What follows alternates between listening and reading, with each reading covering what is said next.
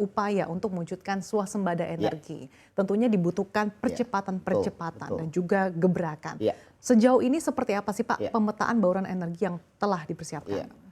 Tentunya seperti yang kita sudah ketahui bersama ya, ketahanan energi atau kemandirian energi menjadi salah satu pilar dan itu berulang kali Pak Prabowo sampaikan kemarin di pidato pelantikan beliau juga, dan kita juga bisa dengarkan kemarin di rapat kabinet perdana ya, menjadi salah satu hal yang beliau tekankan berulang-ulang ya. Artinya beliau ingin Indonesia memainkan peranan yang cukup agresif dan aktif dalam proses transisi energi, apalagi Indonesia kaya akan biodiversity. Yang beliau ulang-ulangi berkali-kali itu bagaimana penggunaan tadi ya bahan bakar nabati biofuel yang sekarang sudah dibilang cukup progresif ya. Artinya sudah ada program B30, B35 dan Pak Prabowo ingin meningkatkan terus ya hingga ke B50 gitu, dan hingga mungkin nanti bisa ke B100. Dan tentunya bukan hanya diperlukan sinergi yang terpenting tentunya dengan juga dunia usaha. Dan yang paling penting menurut pandangan kami juga dalam sisi research and development juga sangat penting ya, untuk bagaimana bahan bakar nabati ini bisa mensubstitusi ya BBM yang sekarang masih digunakan, apalagi posisi kita sekarang menjadi negara importir gitu. Karena kalau kita lihat dari data lifting kita, dari target pemerintah sekitar 600.000, kita hanya mampu saat ini kurang lebih sekitar 500.000-an, sedangkan konsumsi kita per hari sudah di 1,6 juta ya barrel. Jadi selisihnya sangat cukup banyak dan pasti ini akan berdampak kepada neraca kita ya, neraca perdagangan, nilai tukar. Jadi kalau kita bisa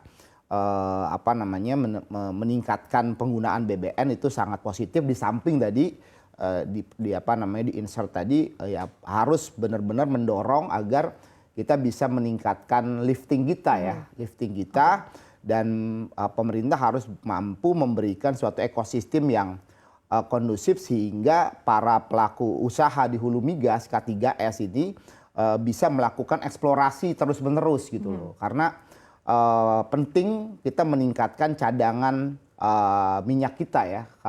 Harus ada penemuan-penemuan giant discovery sehingga itu bisa menunjang ya ketersediaan penggunaan migas kita, karena nggak semuanya bisa disubstitusi. Karena kan sebenarnya bahan bakar minyak gas ini juga menjadi bahan baku juga di industri petrokimikal ya. Jadi kalau kita bicara kita mau ke negara industri ya kita harus punya source juga untuk bahan bakar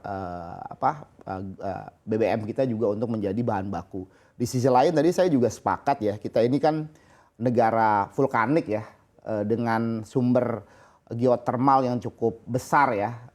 Kita punya cadangan juga yang cukup luar biasa. Jadi memang harus dioptimalkan itu. Jadi menurut saya PLN, Pertamina dan PLN ini harus klop ya gitu. Jangan mohon maaf, jangan PLN-nya kemana, Pertaminanya kemana, nanti nggak klop gitu loh. karena walaupun gimana kan PLN yang menjadi buyer ya, untuk untuk listrik gitu kan. Jadi penyedia Pertamina punya PGE gitu misalnya, dia kan jualnya ke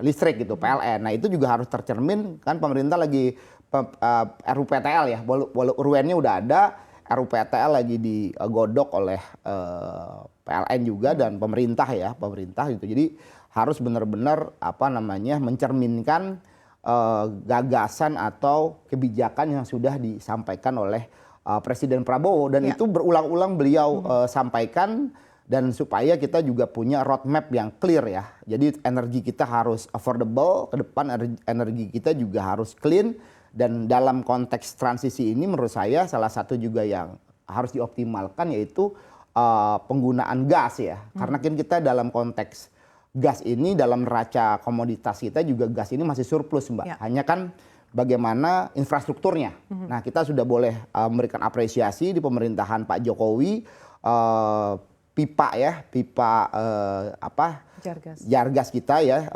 yang pipa backbone utama ya, dari Cisem 1 udah selesai, Cisem 2 on progress, ditargetkan 2026 udah bisa terkonek ya. Jadi dari ujung timur Jawa hingga ujung baratnya sudah terkonek, dan dilanjutkan nanti di 2025 ini sudah mulai on progress pembangunan Dusem ya, pipa Dusem. Jadi benar-benar harus dioptimalkan, dan yang terpenting lagi adalah penyusunan kebijakan yang konsisten. Karena pada waktu itu kita ingat gas ini didorong untuk penggunaan kendaraan-kendaraan umum. Tapi program itu kelihatannya terhenti di tengah jalan gitu loh. Jadi kita punya beberapa SPBG yang kondisinya sekarang boleh dibilang mangkrak ya, tidak terurus gitu loh dengan baik. Nah ini saya lihat menjadi salah satu program quick win juga, yang Pak Bahlil juga sudah memberikan arahan gitu ya, untuk ini bisa dioptimalkan dan memang harus disesuaikan model bisnisnya dengan kondisi yang ada sekarang. Mungkin pada waktu itu penggunaannya lebih berat kepada transportasi, tapi kalau sekarang saya lihat juga dari penggunaan dari sisi demand ya, Horeca misalnya gitu ya, itu juga cukup besar gitu. Jadi harus ada kebijakan yang lebih fleksibel gitu ya, sehingga benar-benar SPBG yang ada ini bisa dimanfaatkan atau bisa dikerjasamakan juga dengan pihak swasta. Jadi kalau ini bisa terjadi, ekosistem bisnis ini bisa berjalan gitu loh. Jadi kan tugas pemerintah sebenarnya menyiapkan policy sehingga ekosistem bisnis ini bisa berjalan. Jadi nggak terlalu heavy ke BUMN. Ke BUMN ini tugasnya yang sulit belum bisa dikerjakan oleh swasta, itu BUMN masuk. Tapi kalau swasta udah bisa mengerjakan bersama-sama, harusnya bisa berjalan bersama-sama gitu. Jadi itu menurut saya kalau dikerjakan secara kolaboratif dan boleh dibilang kok dikerubutin lah gitu. Pasti target dari pemerintah untuk pembangunan fasilitas, pembangunan jaringan gas dan lain sebagainya pasti akan tercapai.